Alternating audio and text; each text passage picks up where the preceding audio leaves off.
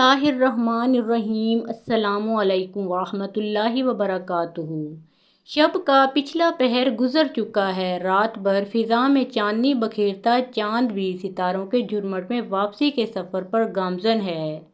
یثرب کے ایک سرسبز کھجور کے باغ کے درمیان واقع خوبصورت حویلی کے اسٹڈی روم میں یہودیوں کے سب سے بڑے عالم، امام اور سردار حسین بن سلام توریت کے مطالعہ میں مصروف ہیں۔ آج پھر ان کی سوچ کا محور توریت کا وہی حصہ ہے کہ جہاں مکے میں آخری نبی صلی اللہ علیہ وآلہ وسلم کے ظہور کی بشارت تحریر ہے۔ حسین کچھ عرصے سے محسوس کر رہے ہیں کہ وہ جب بھی توریت کی ان آیات کا مطالعہ کرتے ہیں تو انہیں ایک عجیب کیفیت سے گزرنا پڑتا ہے۔ انہیں توریت میں تحریر کردہ آخری نبی کی آمد کی تمام نشانیاں پوری ہوتی ہوئی نظر آتی ہیں، اور پھر ایک جگہ یہ بھی تحریر ہے کہ ان کے لوگ انہیں مکے سے ہجرت پر مجبور کر دیں گے اور وہ یثرب میں مستقل قیام کریں گے۔ تو کیا میں اللہ تعالیٰ کے اس آخری رسول صلی اللہ علیہ وآلہ وسلم کا دیدار کرنے کا شرف حاصل کر سکتا ہوں؟ یہ سوال ایک شدید خواہش کے روپ میں ڈھل کر انہیں بے چین و بے قرار کر دیتا ہے۔ حسین بن سلام کا شمار یہودیوں کے سب سے بڑے عالم، امام اور سرداروں میں ہوتا تھا۔ یہی وجہ ہے کہ دور دور سے یہودی ان سے فیض یاب ہونے کے لیے آتے تھے۔ انہیں توریت اور انجیل پر مکمل عبور حاصل تھا۔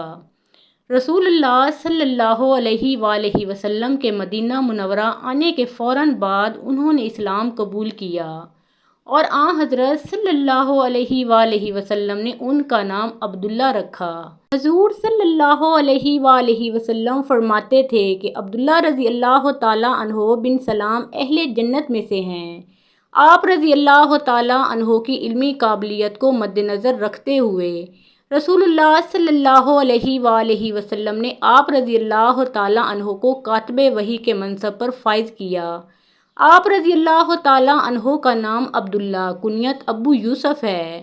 آپ رضی اللہ تعالیٰ عنہ یہودیوں کے ایک قبیلے بنو قینقاع کے ایک فرد تھے، جن کا سلسلہ حضرت یوسف علیہ السلام سے ملتا ہے۔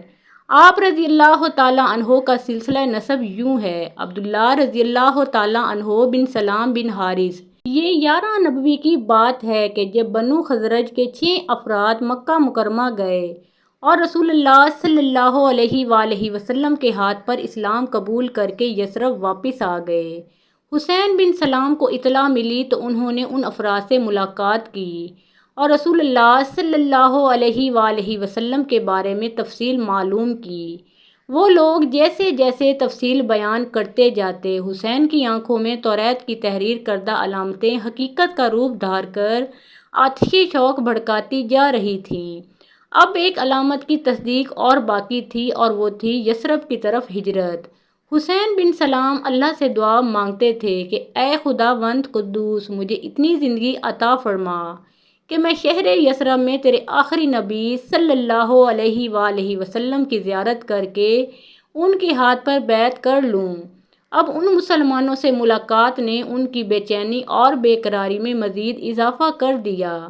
وہ زیارت رسول صلی اللہ علیہ وآلہ وسلم کے لیے بے تاب رہنے لگے تھے۔ حسین کہتے ہیں کہ ایک صبح میں اپنے باغ میں درختوں سے کھجوریں اتروا رہا تھا۔ میری چچی خالدہ بنت حارث بھی میرے ساتھ تھیں۔ میں نے سنا کہ ایک شخص رسول اللہ صلی اللہ علیہ وآلہ وسلم کی مدینہ منورہ آمد اور قباء میں قیام کا اعلان کرتا پھر رہا ہے۔ اس خبر نے میرے جسم میں بجلی سی دوڑا دی اور بے اختیار میرے منہ سے نکلا، اللہ اکبر، اللہ اکبر۔ چچی نے یہ سن کر مجھے برا بھلا کہا اور بولیں، موسیٰ بن عمران علیہ السلام کی آمد کا سنتا تو یہ نعرہ لگاتا۔ میں نے انہیں سمجھایا، چچی خدا کی قسم، یہ اللہ تعالیٰ کے آخری رسول صلی اللہ علیہ وآلہ وسلم ہیں، جو موسیٰ بن عمران علیہ السلام کے بھائی ہیں۔ چچی بولیں، اچھا، جن کے بارے میں تم ہمیں توریت کی آیات پڑھ کر سناتے رہے ہو؟ میں نے کہا، جی ہاں، یہ وہی ہیں۔ حسین کہتے ہیں کہ میں نے بوڑھی چچی کو گھر چھوڑا اور قباء کی جانب چل پڑا۔ جب وہاں پہنچا تو میں نے دیکھا کہ جان نثاروں کا مجمع لگا ہوا ہے، میں کسی نہ کسی طرح سے اندر پہنچ ہی گیا۔ میں نے سنا کہ اللہ کے رسول صلی اللہ علیہ وآلہ وسلم فرما رہے ہیں، لوگوں سلام کو پھیلاؤ، کھانا کھلاؤ۔ جب رات میں لوگ محو خواب ہوں تو عبادت کرو اور اللہ کی جنت میں سلامتی سے داخل ہو جاؤ۔ حسین کہتے ہیں کہ جب میں نے اللہ کے رسول صلی اللہ علیہ وآلہ وسلم کے چہرہ انور کی جانب دیکھا، ایمان کی روشنی سے منور چہرہ، میں و خورشید سے زیادہ چمکتی پیشانی، نور الہی سے روشن خوبصورت بڑی آنکھیں کہ جنہیں دیکھ لیں انہیں اپنا گرویدہ بنا لیں، دندان مبارک جیسے سفید شفاف موتی ہوں، شب تاریک میں جو ستاروں سے زیادہ چمکتے، میانہ قد، سرخ و سفید رنگت، بات کریں تو لبوں سے پھول جھڑیں، مسکرائیں تو فضا میں نغمگی بکھر جائے، جہاں موجود ہوں وہ مقام مشک و عنبر سے مہک جائے، تو میں نے جان ہی لیا کہ یہی اللہ کے آخری اور سچے نبی صلی اللہ علیہ وآلہ وسلم ہیں۔ بخاری شریف میں ہے کہ آپ رضی اللہ تعالیٰ عنہ نے خدمت نبوی صلی اللہ علیہ وآلہ وسلم میں حاضر ہو کر عرض کیا، یا رسول اللہ صلی اللہ علیہ وآلہ وسلم، میں 3 باتیں دریافت کرنا چاہتا ہوں۔ ایک، علامات قیامت میں سے پہلی علامت کون سی ہے؟ نمبر 2، اہل جنت کو پہلی چیز کھانے کو کیا ملے گی؟ نمبر 3، کیا وجہ ہے کہ بچہ کبھی تو ماں کی شکل پر ہوتا ہے اور کبھی باپ کی شکل پر؟ سرکار دو عالم صلی اللہ علیہ وآلہ وسلم نے تینوں سوالوں کے جواب اس طرح دیے۔ نمبر 1، قیامت کی پہلی نشانی ایک آگ ہوگی جو لوگوں کو مشرق سے مغرب کی جانب ہنکالے جائے گی۔ نمبر 2، اہل جنت کی پہلی خوراک مچھلی کی کلیجی پر جو ٹکڑا اٹکا رہتا ہے وہ ہوگا۔ نمبر 3، ماں کا مادہ تولید غالب ہو تو بچہ ماں کی شکل پر، اور اگر باپ کا غالب ہو تو باپ کی شکل پر ہوتا ہے۔ حضرت عبداللہ رضی اللہ تعالیٰ عنہ بن سلام فوری طور پر مشرف اسلام ہو گئے۔ حضرت صلی اللہ علیہ وآلہ وسلم نے آپ کا نام حسین سے تبدیل کر کے عبداللہ رکھا۔ وہ گھر تشریف لائے اور تمام اہل خانہ کو اسلام کی دعوت دی، جس پر سب نے اسلام قبول کر لیا۔ ان میں سے آپ رضی اللہ تعالیٰ عنہ کی چچی حضرت خالدہ رضی اللہ تعالیٰ عنہا بھی شامل تھیں، لیکن آپ رضی اللہ تعالیٰ عنہ نے گھر والوں کو ہدایت کی کہ فی الحال چند دنوں کے لیے اپنے مسلمان ہونے کو ظاہر نہ کریں۔ گھر والوں کو مشرف اسلام کر کے آپ رضی اللہ تعالیٰ عنہ واپس نبی کریم صلی اللہ علیہ وآلہ وسلم کی مجلس میں تشریف لے گئے۔ حضرت عبداللہ رضی اللہ تعالیٰ عنہ بن سلام نے رسول اللہ صلی اللہ علیہ وآلہ وسلم سے عرض کیا، یا رسول اللہ صلی اللہ علیہ وآلہ وسلم، سب یہودی جانتے ہیں کہ میں ان کا سردار اور ان کے سردار کا بیٹا ہوں، ان سب سے زیادہ عالم ہوں اور ان سب سے زیادہ علم رکھنے والے کا بیٹا ہوں۔ آپ صلی اللہ علیہ وآلہ وسلم ان سے میرا حال تو دریافت فرمائیے۔ رسول اللہ صلی اللہ علیہ وآلہ وسلم نے یہودیوں کو بلوا لیا۔ یہودی آئے تو حضرت عبداللہ رضی اللہ تعالیٰ عنہ بن سلام گھر کے اندر چھپ گئے۔ رسول اللہ صلی اللہ علیہ وآلہ وسلم نے یہودیوں کو اسلام کی دعوت دی، مگر انہوں نے قبول کرنے سے انکار کیا۔ پھر رسول اللہ صلی اللہ علیہ وآلہ وسلم نے ان سے پوچھا، اچھا یہ بتاؤ کہ حسین بن سلام تم لوگوں میں کیسا آدمی ہے؟ انہوں نے کہا کہ وہ ہمارا سردار ہے، ہمارے سردار کا بیٹا ہے، ہم سب سے زیادہ عالم اور ہم سب سے زیادہ عالم کا بیٹا ہے، وہ ہم سب سے بہتر آدمی کا بیٹا ہے۔ رسول اللہ صلی اللہ علیہ وآلہ وسلم نے فرمایا، اگر وہ مسلمان ہو جائے۔ یہودی کہنے لگے، وہ ہرگز مسلمان نہیں ہوگا۔ رسول اللہ صلی اللہ علیہ وآلہ وسلم نے فرمایا، اے ابن سلام باہر آؤ۔ حضرت عبداللہ رضی اللہ تعالیٰ عنہ باہر آئے اور کہا، اے یہودیوں، اللہ سے ڈرو، تم جانتے ہو کہ یہ اللہ کے آخری رسول صلی اللہ علیہ وآلہ وسلم ہیں اور حق کے ساتھ آئے ہیں۔ یہودیوں نے کہا، تم جھوٹ بولتے ہو، تم سب سے زیادہ بدتر اور سب سے بدتر آدمی کے بیٹے ہو۔ حضرت سعد رضی اللہ تعالیٰ عنہ کہتے ہیں کہ رسول اللہ صلی اللہ علیہ وآلہ وسلم نے ان کی زندگی ہی میں ان کے لیے جنت کی بشارت دے دی تھی۔ حضرت عبداللہ رضی اللہ تعالیٰ عنہ بن سلام کے چہرے سے خشوع ظاہر ہوتا تھا۔ ایک دن ان سے کہا گیا، لوگ کہتے ہیں کہ آپ رضی اللہ تعالیٰ عنہ جنتی ہیں۔ کہنے لگے، اللہ کی قسم، کسی کو یہ سزاوار نہیں کہ وہ ایسی بات کہے جس کا اسے علم نہ ہو۔ میں تمہیں بتاتا ہوں کہ اس کی وجہ کیا ہے۔ ایک مرتبہ میں نے خواب میں دیکھا کہ میں ایک باغ میں ہوں جو بہت وسیع اور سرسبز و شاداب تھا۔ اس کے درمیان لوہے کا ایک ستون تھا جس کا اوپر کا حصہ آسمان میں تھا۔ اس کے اوپر ایک کڑا لگا ہوا تھا۔ مجھ سے کہا گیا کہ چڑھو۔ میں نے کہا میں نہیں چڑھ سکتا۔ پھر ایک خادم آیا، اس نے پیچھے سے مجھے اٹھایا۔ پھر میں اس پر چڑھ کر اس کی بلندی تک پہنچ گیا اور وہ کڑا پکڑ لیا۔ پھر مجھ سے کہا گیا مضبوطی سے پکڑے رہو۔ پھر میں جاگ گیا۔ میں نے یہ خواب رسول اللہ صلی اللہ علیہ وآلہ وسلم سے بیان کیا تو آپ صلی اللہ علیہ وآلہ وسلم نے فرمایا، وہ باغ اسلام ہے اور وہ ستون اسلام کا ستون ہے۔ وہ کڑا مضبوط کڑا ہے۔ تم اسلام پر قائم رہو گے یہاں تک کہ تمہیں موت آئے گی۔ سیدنا عثمان غنی رضی اللہ تعالیٰ عنہ کے گھر کا محاصرہ طول پکڑ گیا ہے۔ باغیوں نے شہر مدینہ کے امن و امان کو تہس نہس کر دیا ہے۔ حضرت علی المرتضیٰ رضی اللہ تعالیٰ عنہ اپنی سی سب کوششیں کر چکے ہیں۔ حضرت عثمان رضی اللہ تعالیٰ عنہ باغیوں سے جنگ پر آمادہ نہیں اور باغی انہیں شہید کیے بغیر واپس جانے پر راضی نہیں۔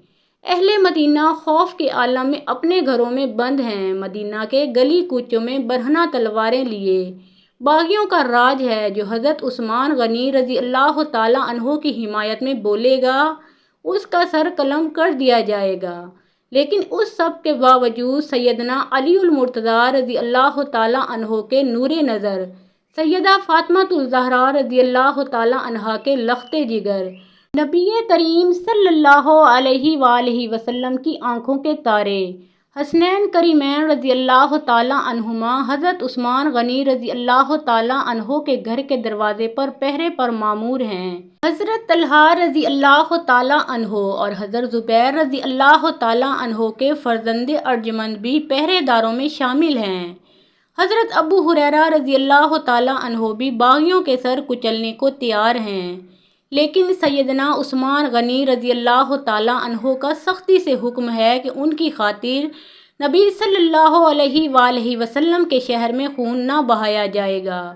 بالآخر ایک دن حضرت عبداللہ رضی اللہ تعالیٰ عنہ بن سلام باغیوں کو مخاطب کرتے ہیں، اے لوگوں، مدینے والے میرے نام سے بہت اچھی طرح سے واقف ہیں۔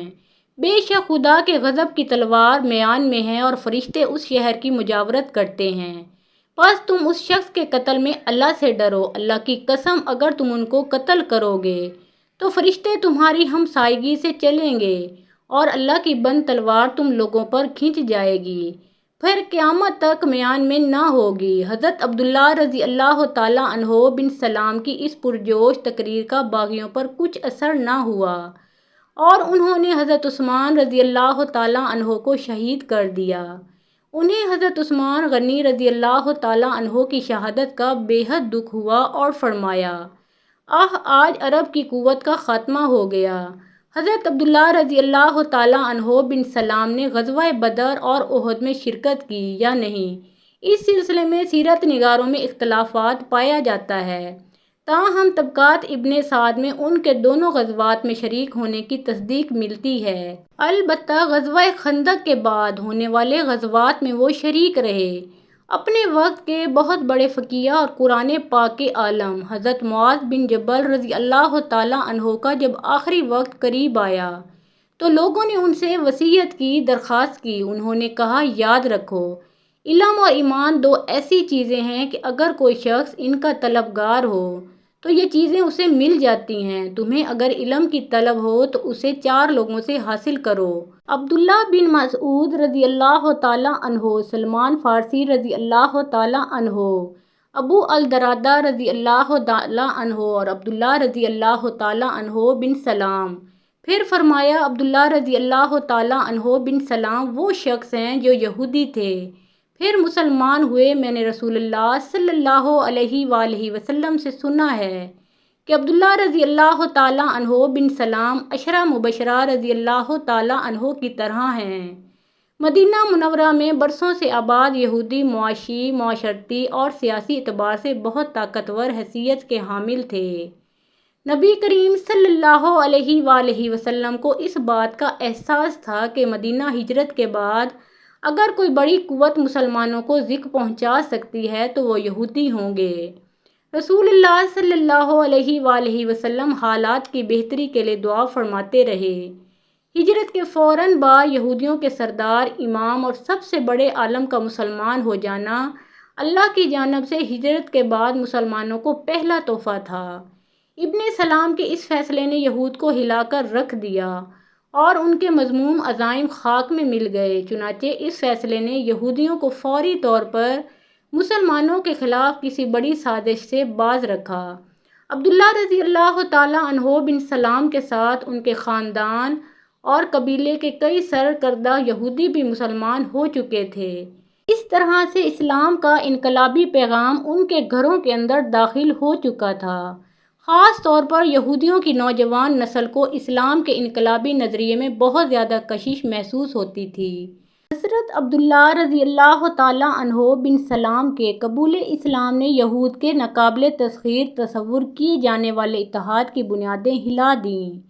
چنانچہ بنو اوف سمیت یہودی قبائل بنی قینقاع، بنی نفیر، بنی قریظ اور کرب و جوار کے دیگر یہودی مسلمانوں سے معاہدہ کرنے پر مجبور ہو گئے، لیکن اس کے باوجود بنو نفیر سمیت اکثر انتہا پسند یہودی مدینے سے خیبر منتقل ہو گئے۔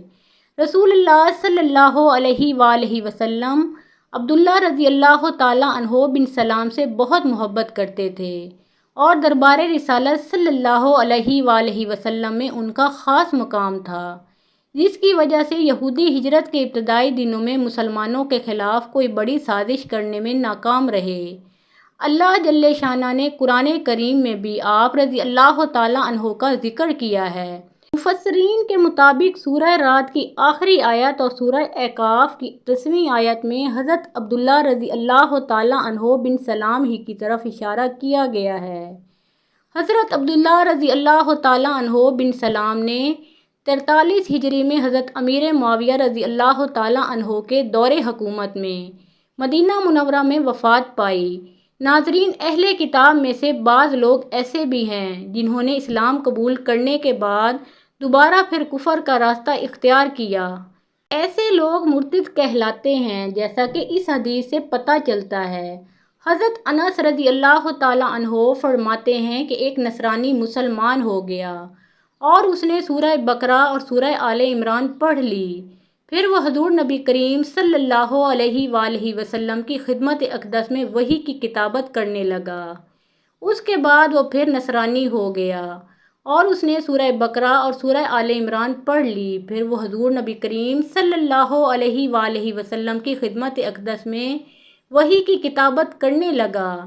اس کے بعد وہ پھر نصرانی ہو گیا اور کہتا ہے کہ محمد صلی اللہ علیہ وآلہ وسلم تو اتنا ہی جانتے ہیں جو میں نے لکھ دیا ہے۔ بس اللہ تعالیٰ نے اسے موت دی اور لوگوں نے اسے دفن کر دیا، لیکن اگلی صبح اس کی لاش زمین پر باہر پڑی دیکھی۔ وہ کہنے لگے کہ یہ محمد صلی اللہ علیہ وآلہ وسلم اور ان کے ساتھیوں نے کیا ہوگا، کیونکہ یہ ان کے پاس سے بھاگ کر آیا تھا، اس لیے انہوں نے ہمارے ساتھی کی قبر کو کھود ڈالا ہے۔ اور دوسری مرتبہ ان لوگوں نے اس کے لیے گہری قبر کھودی، لیکن اگلی صبح وہ پھر باہر زمین پر پڑا ہوا تھا۔ وہ پھر کہنے لگے کہ یہ محمد صلی اللہ علیہ وآلہ وسلم اور ان کے ساتھیوں کا کام ہے، کیونکہ یہ ان کے پاس سے بھاگ کر جو آیا تھا، لہٰذا انہوں نے ہمارے ساتھی کی قبر کھود ڈالی ہے۔ تیسری دفعہ ان لوگوں نے اس کے لیے بساط بھر خوب گہری قبر کھودی، لیکن اگلی صبح اسے پھر زمین کے اوپر پڑا ہوا پایا۔ اب وہ سمجھے کہ ان کے ساتھ یہ سلوک لوگوں کی جانب سے نہیں ہے، سو انہوں نے اسے پڑا چھوڑ دیا۔ یہ حدیث متفق علیہ ہے۔ اللہ تعالیٰ ہم سب کو مرتے دم تک اسلام پر قائم رہنے کی توفیق عطا فرمائے، آمین یا رب العالمین۔ محترم ناظرین، پیارے آقا محمد مصطفیٰ صلی اللہ علیہ وآلہ وسلم کا پیارا نام ایک بار کامنٹ سیکشن میں ضرور لکھیں۔